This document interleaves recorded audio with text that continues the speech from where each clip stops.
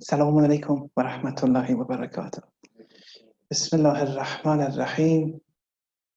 الحمد لله رب العالمين وصلى الله على محمد وآله الطاهرين. اللهم صل على محمد. So continuing from the khums subject, continuing from last night, we divided capital into certain classes, and then some of those classes were khums leviable. This is where we ended. They're khums leviable, i.e. the khums is levied upon it, that capital. Now the question is, when is the khums levied upon that given capital? And the answer is from the moment of your gaining that capital. It's levied at that moment. But according to the Sharia, it has, out of its generosity, its bounty, it has given us or afforded us a respite period of 1 year. So we have 1 year until we pay the khums of whatever remains. Now I'll explain more as we progress. Otherwise, at the time of gain, the khums is levied. And then that capital, the Sharia says, will give you a year. You can spend from it. If it was money, for example, you can spend from it. And then whatever remains after 1 year, then with that surplus, the khums will be levied. Now, before I continue, the subtle point here is that this is just as like a Sharia discount given to us. Otherwise, khums is levied at the moment of gain.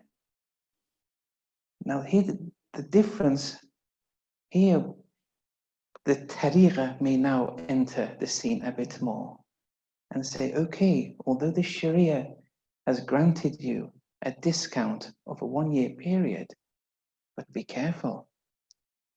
That gain that you have, 1/5 of it is the 12th Imam's. It's not only yours. So have haya, have modesty.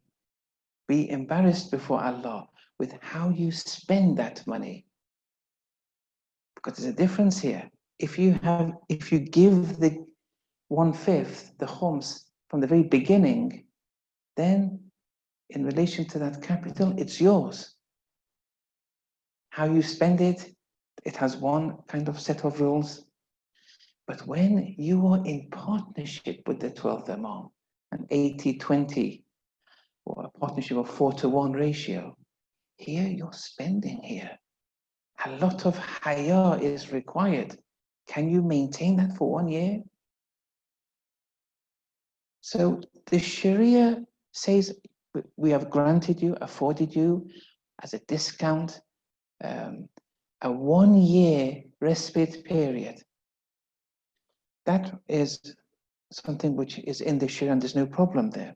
But we just have to we have to be aware of the potential spiritual side effects of this 1 year period too.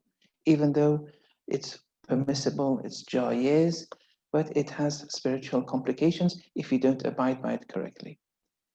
Okay, so with some forms of capital, they're khums leviable.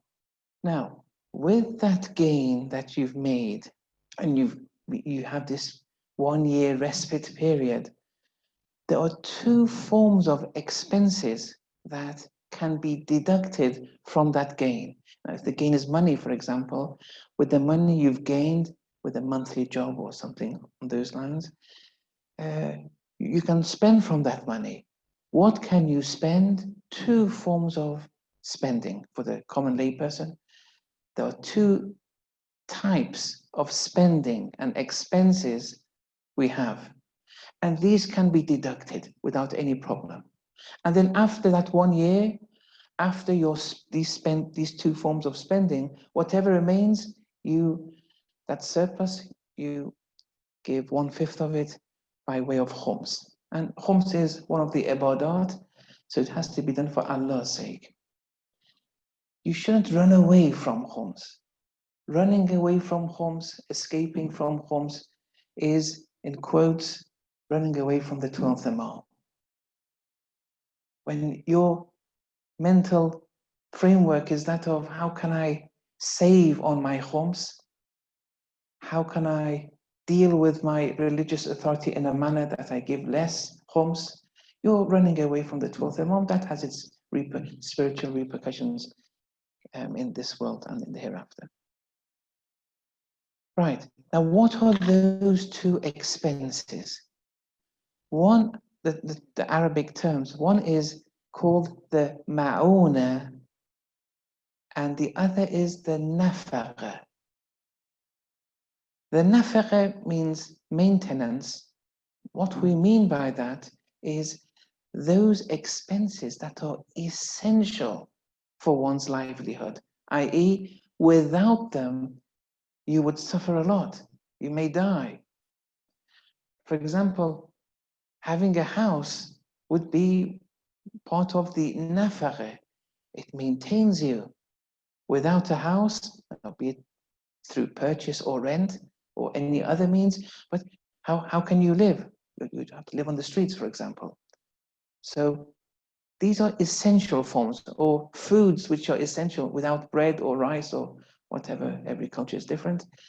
That which is essential. We have many different kinds of foods, but these foods like wheat, barley, oat, these are essential foods. Without it, you may suffer or die, and therefore these would be counted as essential livelihood expenses. The gain that you make with any given capital, you can deduct from that. You can spend from it, rather, with those things which are necessary for you. The second form of expenses and spending is the ma'una.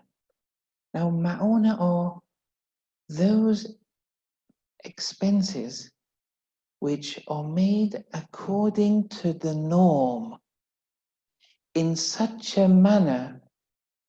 So you're spending, that's one stipulation. It's in accordance with the norm, that has to be explained, that stipulation. That's the second. And the third stipulation is in a manner that it does not qualify as israf. That has to be explained. And it doesn't qualify as tabdhir, where you're wasting that given thing, or transgression. That's the definition. Now, this definition has to be opened up a bit. So, expenses that you have and that you spend, which are on a par with the norm. Now, how do we explain this? Every person has to say this to themselves, that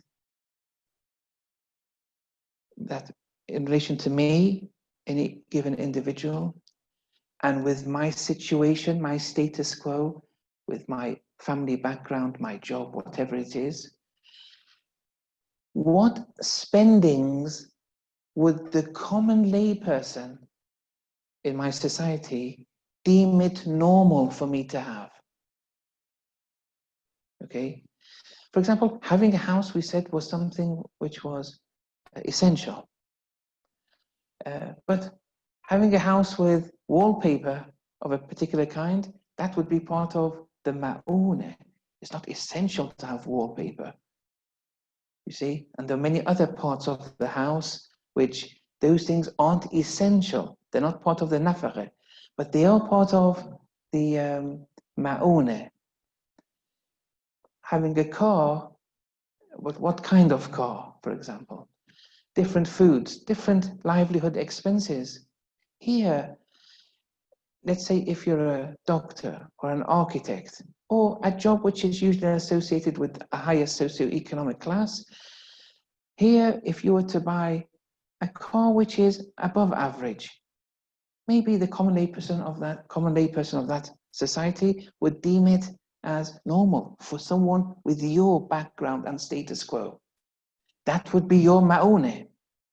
But someone else may buy the same car, but the common layperson would say, look, someone with that status quo to buy that kind of a car, that's not normal. Okay? And then, so it has to be according to the norm, and we've explained that, inshallah, in a manner which it doesn't qualify as israf or tabdhir or any form of transgression. Now, israf is when you use or consume something, but you do it in an excessive manner. You do it in a plus X manner. You don't do it according to norm. It was done a bit excessively.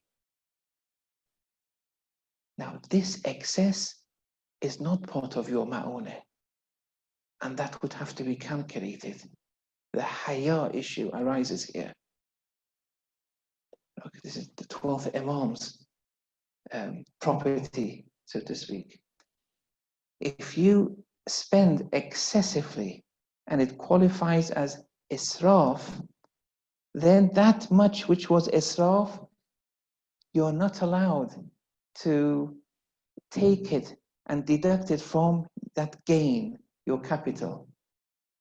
That has to be, that israf, that excessive amount, that you would have to, it's khums leviable. You would have to give the khums of it.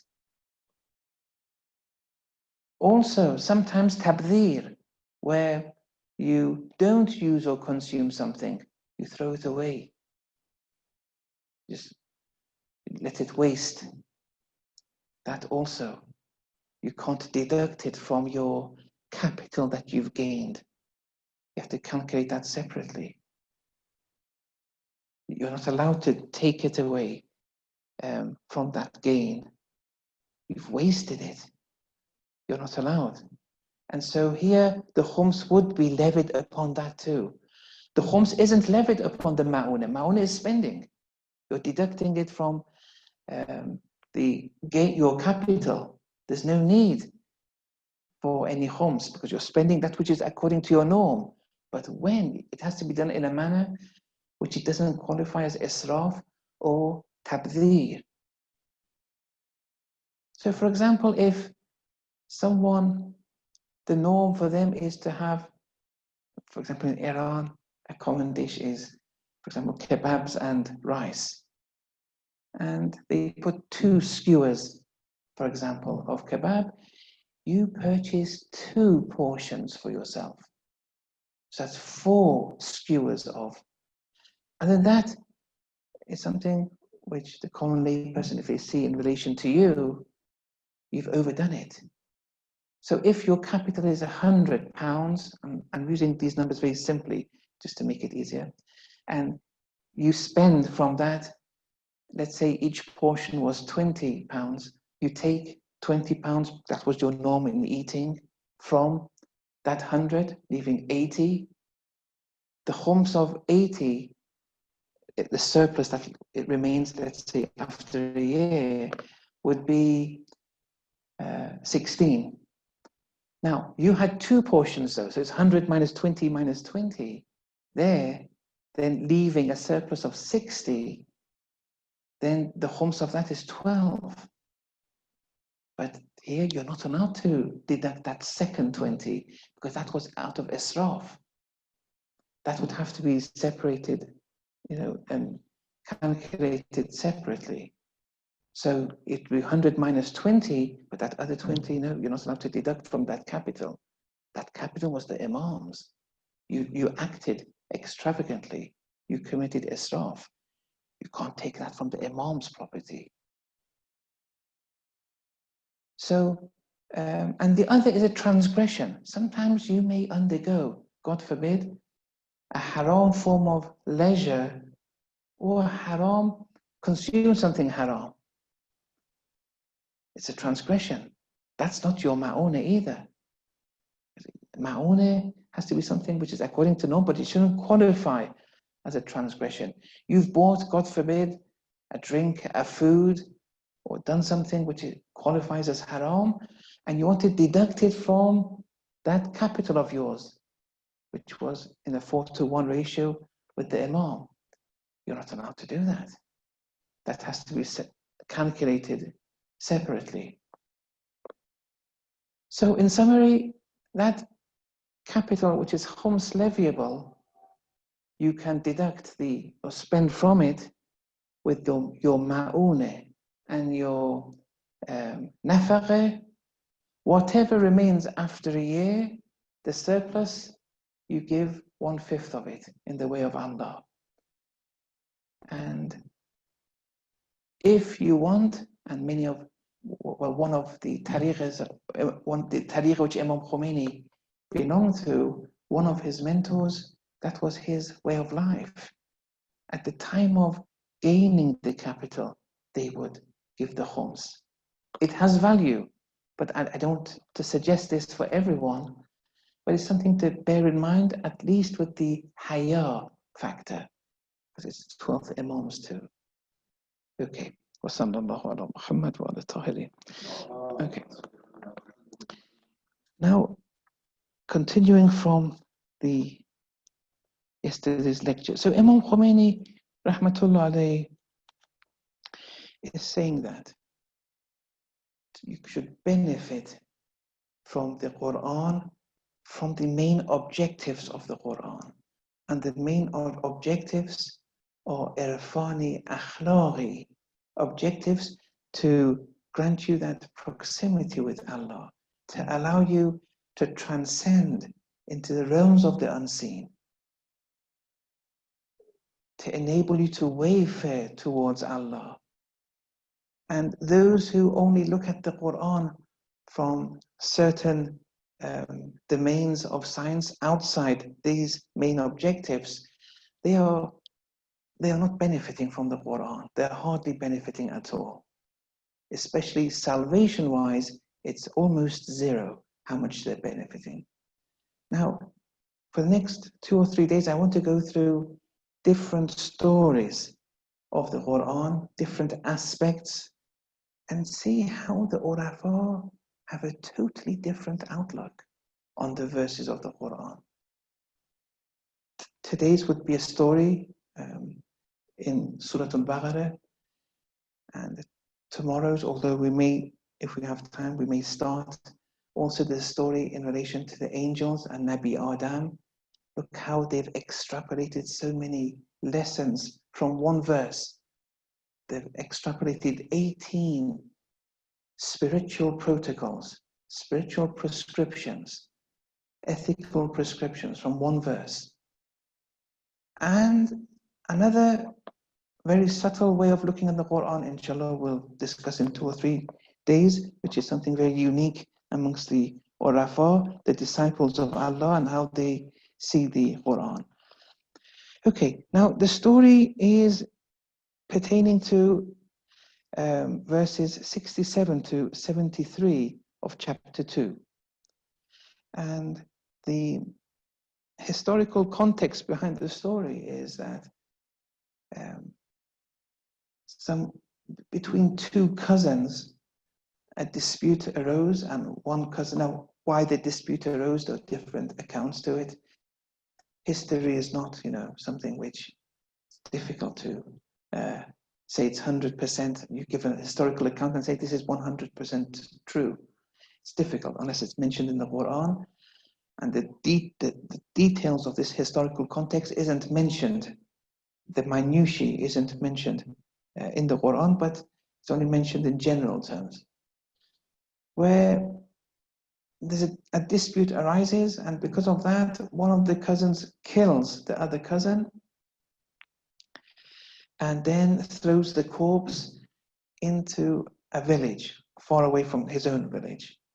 And then the next day he goes there and says that, who's killed my cousin? They would have to pay the blood money. And this was going to cause some tension between the 2 different clans, the clans which the 2 cousins belonged to, and the clan where were living in that village, that area where one of the cousins threw the corpse. So it was a sin what he did, and now he's trying to compensate for it or hide the reality of the matter. So the tensions were arising, and so they came to Nabi Musa alayhi salam and said, can you help us here? Someone's killed this person, we want to know who it is. We want to know who the enemy was, who the hostile party was, who killed this person. Then Nabi Musa started and said, you've got to slaughter a cow. And then they asked for the features of this cow. He gave the features one by one. And then when the cow was found, it was slaughtered, then its tail, or according to other reports, other parts of the body, they tapped the corpse of that deceased with the tail, for example, of the now slaughtered cow. And then that person came back to life and said who the so-called killer was. So that's the historical context behind that, and no one denies that. These things happened. No one should ever deny the superficial, prima facie meaning of the verses of the Quran. The zahir should never be compromised, and we should respect that. The problem is when we suffice with the zahir. When you suffice with the zahir of the Quran, Allah Ta'ala says in Al-Mizan that this qualifies, this sufficing with the zahir qualifies as you mocking Allah's signs. It's an application of mocking Allah's signs when you suffice with the zahir. The Quran has infinite oceans of esoteric inner meaning. It's Allah's knowledge. Allah's knowledge shouldn't be sufficed with the zahiri aspect. So here, now the Urafa here have gone into more detail. When the Urafa go into detail, we mean they go into the batini meanings of the verse. And when they go through the batini meanings,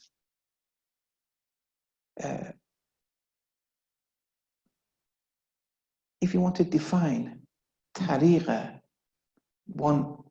the definition can be the study of the batin of religion. In the same way that the Sharia is a study of the zahir, the letter of the law, and there are experts of the Sharia, and we go to those experts pertaining to the letter of the law. When it comes to the batin and the inner dimensions of religion, here we don't go to the experts of the Sharia.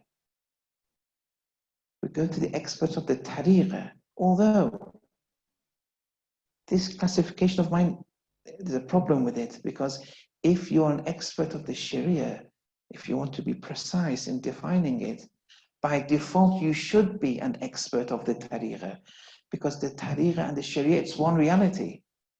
But the reality of the matter today, in practical terms, over most, if not all of, well, most of the religious authorities and the experts of the Sharia today are not experts of the tariqa. And that's why we're forced to classify the two in such a manner. And so here, they study the batini aspects of the verses of the Quran and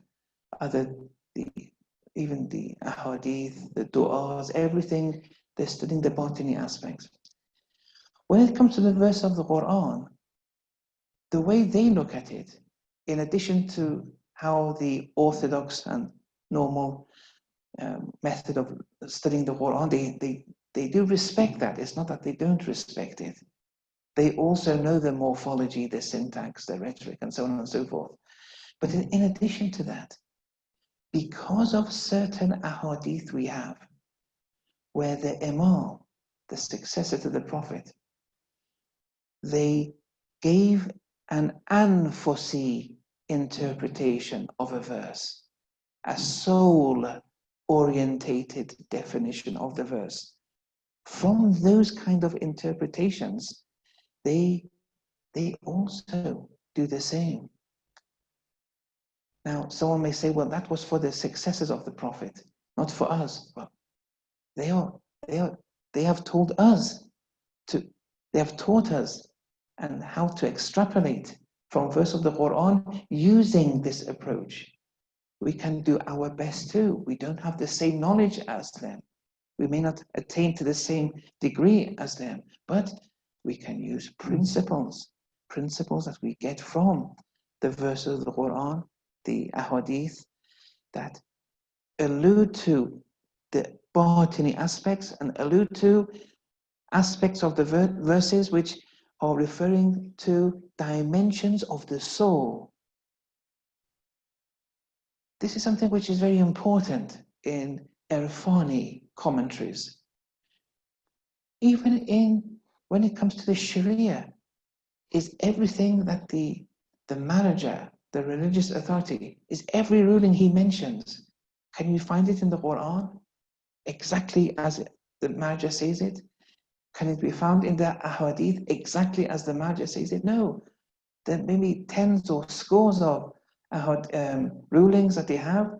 They're not directly from the Quran or the hadith, but they're based on principles extrapolated from the Quran and ahadith. That's to do with the Sharia. The same applies with the tariqah. It's a science. The science has principles, and the principles are derived from the Quran, the ahadith, one's rationality, and so on and so forth. So when there's talk of animals, the Batini interpretation now is speaking about the soul having those animalistic properties, for example. Everything is interpreted on the level of the soul to such a degree that you can gain proximity with Allah. Now look, with this, let's go through these verses and see where the proximity, how it's extrapolated from these verses. So when you look at the zahir of these verses, starting from chapters 2, verse 67 onwards, the people of the Israelites, they wanted to know from Musa that who the enemy is that killed this innocent life. Who was the enemy? And this was physical life. Someone killed it. We want to know who it is. On a tariqah level, here also you want to know who is the enemy which killed a spiritual life. Have that in mind always. We'll go through it a bit by bit. Now, I'm going to explain it verse by verse, just explaining it a bit. But the main text I'm going to be reading from is by one of the very important Mufassirin by the name of Baydawi. And Baydawi, he has a tafsir. It's the tafsir of Baydawi is very well known. And one of the characteristics of this tafsir is that it's anfusi primarily. It's soul orientated. So the story of the soul is given. Now, most probably he is of the Sunni denomination, it may be, but when it comes to the tariqah, the terms such as Sunni and Shia doesn't apply the same as it does with the Sharia. And these labels are less apparent. It has no meaning as it does with the Sharia. And it's one shouldn't be embarrassed to say that. Many of the Sunni tafsir we have are without doubt ahead and much more deeper than the Shia tafsir that we have. This is something that, when it comes to the tariqah, and we shouldn't be ashamed of that. We should benefit from their works too. If it wasn't for Allama Tabatabawi's Al-Mizan, the Shia world wouldn't really have a true tafsir as deemed by Imam Khomeini. A true tafsir. Okay, Now, chapter 2, verse 67, وَإِذْ قَالَ مُوسَى لِقَوْمِهِ, recall when Musa said to his people, إِنَّ اللَّهَ يَأْمُرُكُمْ أَن تَذْبَحُوا بَقَرَةً, that Allah has ordered you to slaughter a cow. They wanted to know who the enemy was, who killed that innocent life. In the Tariqah, we want to know who the enemy is, which kills our spiritual life.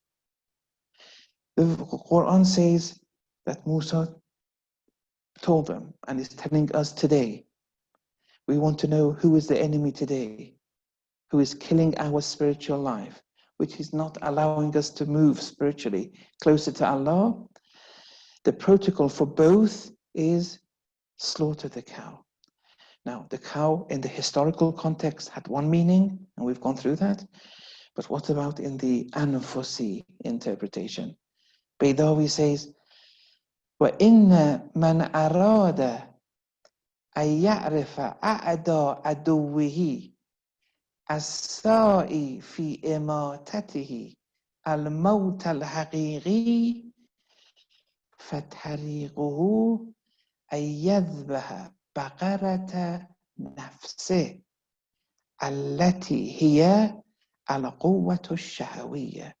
Someone who intends to know the most enemy of enemies, one's most enemy of enemy, if you want to recognize it, to know who it is, in the same way the people of Bani Israel wanted to know who the enemy was who killed innocent life. That enemy which endeavors, as-sa'i, endeavors with respect to killing one. What kind of killing? Al-maut al-haqiqi, suppressing your spiritual life. You want to know? فَطَرِيقُهُ, the way is أَن يَذْبَحَ بَقَرَةَ نَفْسِهِ. The way is you have to slaughter the cow of your soul. Now, here, when he says, do you want, for those who intend to recognize the most enemy of your enemies that is killing you spiritually, here we have traditions in all denominations that the most enemy of your enemies, أَعْدَى عَدُوِّهِ or أَعْدَى عَدُوِّكَ نَفْسُكَ, is your soul. And with the context here is the Ammara soul. Your soul, where the status quo is, you've led to such a state that this soul commands you to vice, to sin. This is your worst enemy. You have to recognize it. Because why? Because this is suppressing your spiritual life, such a soul. You have to recognize it. Right now, you're drowned in it. You're not recognizing it's an enemy. You're enjoying the sinning, the vice, and you're drowned in it. You have to recognize it. You have to recognize the side effects such a soul is causing. What's the way? Slaughter the cow of your soul. What's the cow of your soul? In the historical context, it was that cow which they were looking for. But here it's your shahawiyya faculty, your appetitive faculty, that which makes you inclined to all forms of pleasures and lusts and whims and so on and so forth. So here we don't recognize this killer, nafsa ammara. We're drowned in that ego that we have, and this is the protocol. Then قالوا أتتخذنا هزوا, are you making fun of us, Musa? Are you joking with us? Are you treating us as a joke or mocking us? And that's how people behave when you tell them you have to kill your appetitive faculty. Those who are distanced from Sayyid Suluk, who don't even accept these things, when you speak with them about wayfaring, they say, are you joking with us? Why should we do that? Then Musa alayhi salam then replied, قَالَ أَعُوذُ بِاللَّهِ أَنْ أَكُونَ مِنَ الْجَاهِلِينَ. I seek refuge in Allah from being one of the ignorant ones. Being one of the ignorant ones here in the botany sense, the ignorant is referring to those who are drowned in concealed shirk. You qualify as one of the ignorant ones, esoterically, when you're drowned in concealed shirk. Musa seeks refuge because he's ma'soom. There are no traces of concealed shirk. Why should he joke with you? He's doing this for Allah's sake. Okay. Then the next verse reads, قَالُوا ادْعُ لَنَا رَبَّكَ يُبَيِّن لَنَا مَا هِي. So call upon your Lord, the Israelites said that, to explain to us what is the cow here?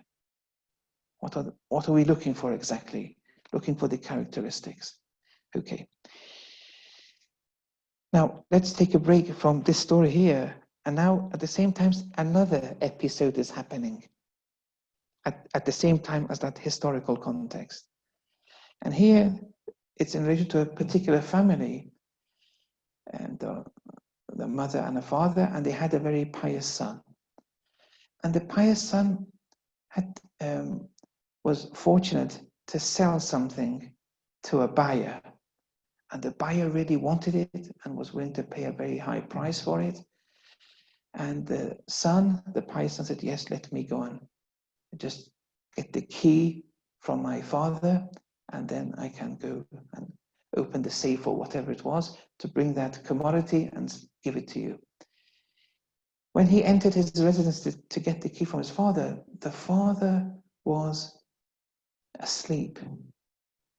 And he wasn't prepared to wake his father up. Although in the previous Sharias, it seems that the respect to one's parents was much more severe and intense.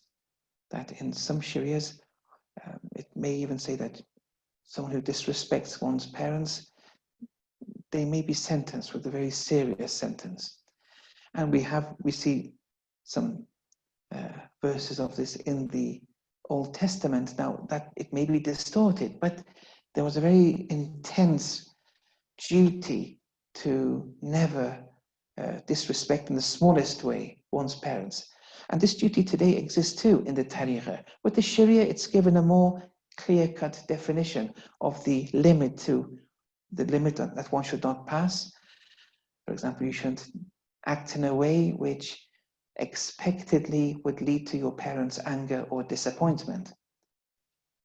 So, for example, shouting at them or your body language with them is in a manner where it would be expected to be deemed, or it would lead to disrespecting them.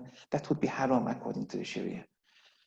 But let's say you want to study graphic design, and they say, no, you should study medicine. Here, and you don't study medicine, you do graphic design, and they become disappointed.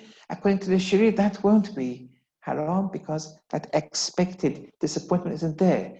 It's unexpected, and they shouldn't be disappointed just because their child wants to study something else. But according to the Tariqah too, even that would be problematic, according to the Tariqah. So he went into the house, and he saw the father was sleeping. And he wasn't ready to wake the father up just because of a worldly gain. So he came to that brother, the buyer, and said, no, sorry, I can't wake him up. Let's forget about it for now. And the buyer said, well, then I can't guarantee coming in the future. He said, it's okay. So he lost out, a worldly loss at least. So have that in mind for now. And here, then the father, when he woke up and realized what his son had done, the father, who had many cows, gave one of his best cows to this pious son as a present for what he did. So that's a part of it. We'll come back to it at the end, inshallah.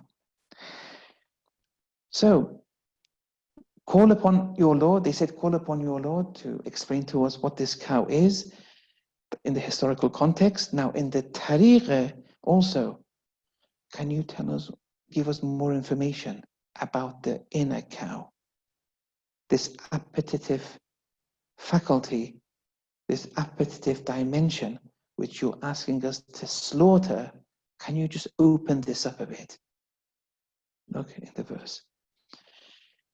In the next verse, قال, Nabi Musa said, إنه, that, يقول, Allah is saying, إنها بقرة لا فارض ولا بكر عوان بين ذلك فافعلوا ما تؤمرون. Allah is saying it's a cow, it's neither old and it shouldn't be young. It should be in between. So do what you're ordered to do. Here Baydawi says, continuing from his text, that Hina zala anha sharahu seba wa lam yalhaqaha da'aful kibar. That this appetitive dimension is when the childhood inclinations have been discarded, have been eliminated. Look, you want to recognize, you want to slaughter this cow, the inner cow, which is the appetitive dimension. You can only find it when your childish inclinations have been discarded. Because when you're preoccupied, when you're very young, and you're preoccupied as a child with the inclinations that child has, that appetitive faculty is not evident to you yet. It's veiled with these inclinations of the child. So it's not appearing before you. That recognition is not there yet. So slaughtering it won't be of too much benefit. Also, it shouldn't be old, meaning agedness shouldn't be appended to this appetitive faculty. Why? Because if it's aged, here there would hardly remain any appetite for different things. Because as one ages, then they have a less of an appetite for the worldly pleasures. So of what use is it if you want to slaughter it then? Look, so from both extremes, there's no benefit, spiritual benefit in slaughtering it. One was preoccupied with the childish inclinations. The other is now too tired. There is no appetite anymore. It's now it's been worn down. So the time of slaughtering it should be the time to get closer to Allah. The best time to wayfare towards Allah is in the years in between. Don't start too early, don't leave it too late.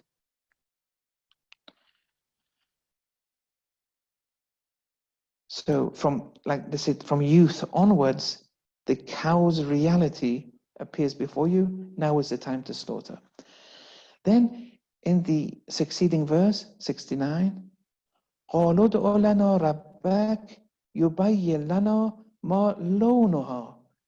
That call upon your Lord to explain to us what should the color be. In the historical context now, Nabi Musa is going to give a color and other characteristics. Now, what are they in the batini sense? قال إنه يقول إنها بقرة صفراء فاقع لونها تسر الناظرين. That Allah is saying, Musa is saying that. Allah is saying that it's a cow which is yellow, bright in color, and it's pleasing to the observers. Which means, in the Batini sense, Baydawi writes, in reference to this part of the story and this verse, وَكَانَتْ, the cow has to be مُعْجِبَةً رَائِقَةَ الْمَنْظَرِ. It has to be of a fantastic constitution. مُعْجِبَةً. It has to be really of a pleasant sight, very attractive for the person. One's appetitive dimension is very attractive for one. It's full of energy. And in this state, it has to be slaughtered. Then they ask for other details, and in verse 71, it reads, قالت إنه, Nabi Musa said that, يقول إنها, Allah is saying that, إنها بقرة, it's a cow, لا ذلول تثير الأرض, it's neither trained to plow the earth, ولا تسقي الحرث, nor to give water to the fields. Here, Baydawi writes, this means غير مذللة في طلب الدنيا, i.e., it hasn't submitted itself to the dunya, meaning its greed, it hasn't lost its greed with respect to gaining more and more of the dunya. It hasn't plowed the earth or irrigated the becoming worn out. No, its love and greed towards the dunya is still there. And you slaughtering your shahwa too has to be such a shahwa where it still wants the dunya. That you have to slaughter that. Otherwise, if it doesn't want the dunya, if it's worn out, slaughtering it, of what use is it? Other characteristics, musallamatun. That's in the verse, it says musallamatun, free from bad health, for example, in relation to the cow. Baydawi says musallamatan and danasaha. It's unpolluted from any intrinsic negative fault. Sometimes the shahwa, one's shahwa, may be crippled by a fault, whatever type of fault, but it's crippled. It's, that in itself, it's compromised. It's not that fantastic shahwa, which is really going towards the dunya and wants everything. La shi'ata fiha, it's not spotted.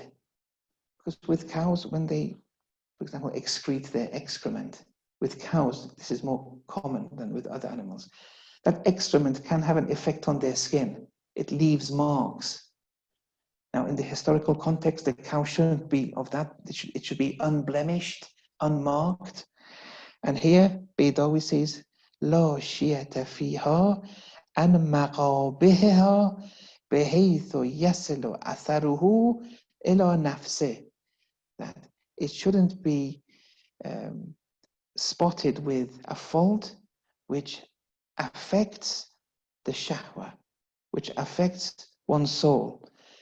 Because then it would lead to the soul, the shahwa part being disadvantaged. None of that. You want to truly benefit, that shahwa has to be uncompromised. Then in verse 72, it reads, وَإِذْ قَتَلْتُمْ نَفْسًا, when you killed the man, فَادَّارَعْتُمْ فِيهَا, and you had a dispute between the two of you. Between the two parties, there was a dispute.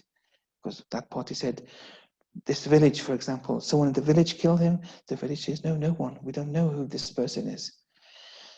وَاللَّهُ مُخْرِجٌ مَا كُنْتُمْ تَكْتُمُونَ, and Allah will bring out that which you're hiding.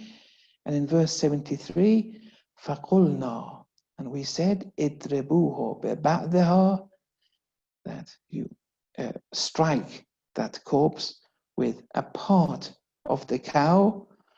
كَذَلِكَ يُحْيِي اللَّهُ الْمَوْتَى, in this way that Allah will revive the dead in the physical sense.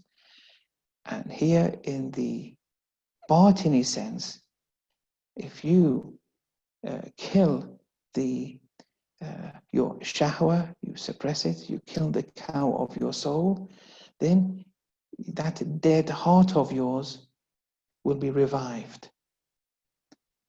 وَيُرِيكُمْ آيَاتِهِ لَعَلَّكُمْ تَعْقِلُونَ, and Allah shows you His signs so that you have intellect, have aqala. Now, aql doesn't mean the intellect of 2, 2s or 4. It's a particular realm that you have to transcend to. Baydawi says, now you've done all that, فَتَحْيَا حَيَاةً طَيِّبَةً. Now you're living a pure life, a hayatun tayyibah.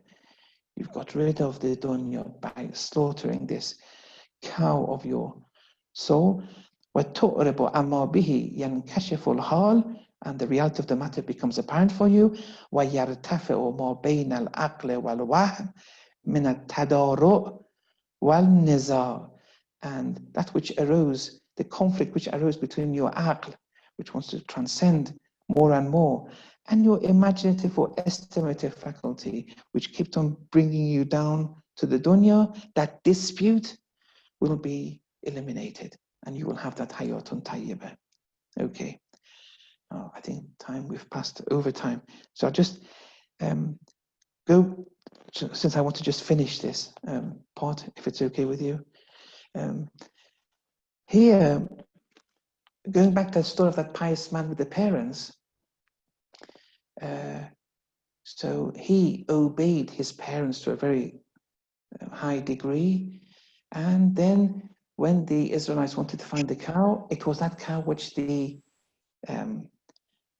father had given him as a present, and it was so special for the Israelites, they bought it for a price much more than that which he had anticipated even by that buyer, which was already a high price.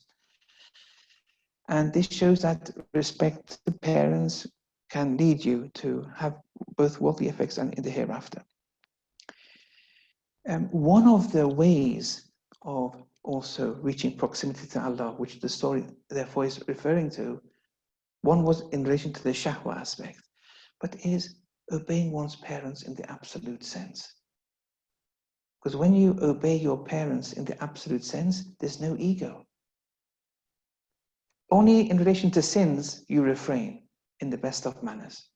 But when in everything else, you obey them, you're suppressing your ego. Because you have no ego now. Whatever they say, you will do. Only if it's a sin, you won't do. This tariqah is almost on the brink of extinction, but someone in Rome did pertain to this tariqah. He's passed away now. But it's very difficult. Many people only when it suits them, they listen to their parents. But when it matters, they don't listen to their parents. This tariqah is very difficult, but it has this aim. It suppresses your ego.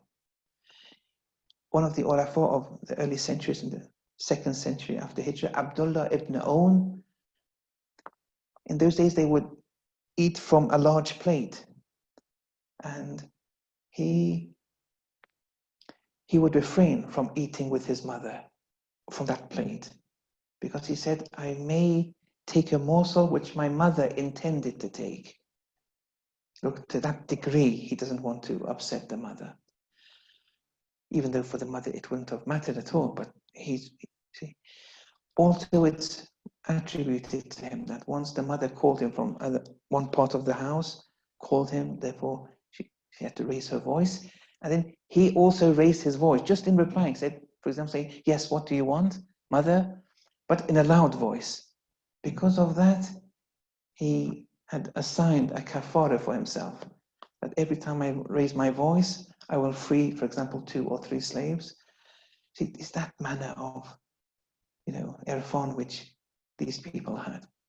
So in this story, though, we saw how the urafa have extrapolated from it, and from a historical story, how much benefit has acquired here. Now, the pure life can be attained to by suppressing the shahwa. Now, only one question remains now. How do you suppress that shahwa? How do you kill it? Do you kill it like how the Hindu ascetics kill the appetitive dimension? It's a definite no. You have to kill it through tawheed. Through tawheed, you have to slaughter the cow. And the verses kept on saying, Innahu yaqulu, qala innahu yaqulu, kept on replaying, Allah is saying. So it has to be through tawheed. And that's a long discussion in itself. وصلى الله على محمد وعلى آله.